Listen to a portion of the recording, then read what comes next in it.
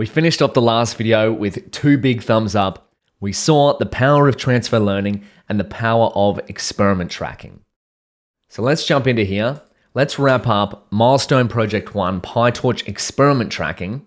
If you go into this section number 7, if we scroll down here, I've summarized some of the main takeaways from this section.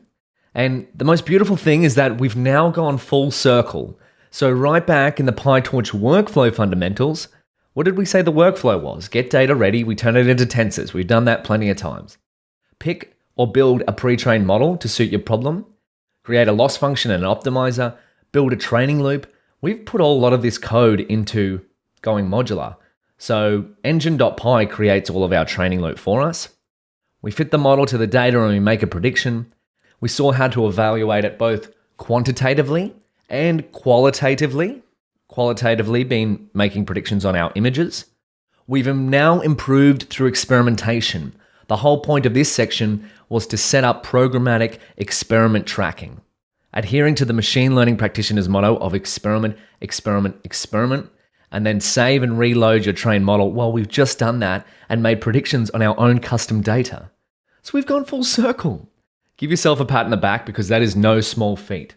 So the main ideas we should take away from this is, of course, the machine learning practitioner's motto, experiment, experiment, experiment. But yes, of course, we've been doing plenty of that already. In the beginning, keep your experiments small so you can work fast. Your first few experiments shouldn't take more than a few seconds to a few minutes. And we did that. We saw running 8 models in about 5 minutes. In fact, you could probably do quicker than that. And so the more experiments you do, the quicker you can figure out what doesn't work. And what does that mean? Well, that's the whole point of science, right? If you figure out what doesn't work, you can figure out what does work. And when you do find out what does work, scale up. So for example, since our best performing model is now EfficientNet B2, perhaps you'd like to now see what happens when you scale that up to the whole Food01 dataset. Oh my gosh, Food 101 that is, from torchvision.datasets. In fact, I wouldn't even recommend going straight to the whole dataset. I'd probably just start on all 101 classes, but only 10% of the images. See if you can give that a go. And then finally, programmatically tracking your experiments takes a few steps to set up, like we saw, creating a writer and TensorBoard and whatnot. But in the long run, it's worth it so you can visually inspect multiple experiments in one time.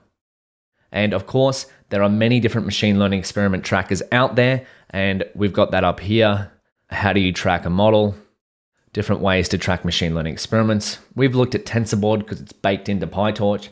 There's also weights and biases experiment tracking, one of my favorites. And there's also MLflow, which is a great open source MLOps lifecycle library. And if we come right back down to the bottom, I've got some exercises prepared for you. So 3 exercises here, picking a larger model, trying out data augmentation.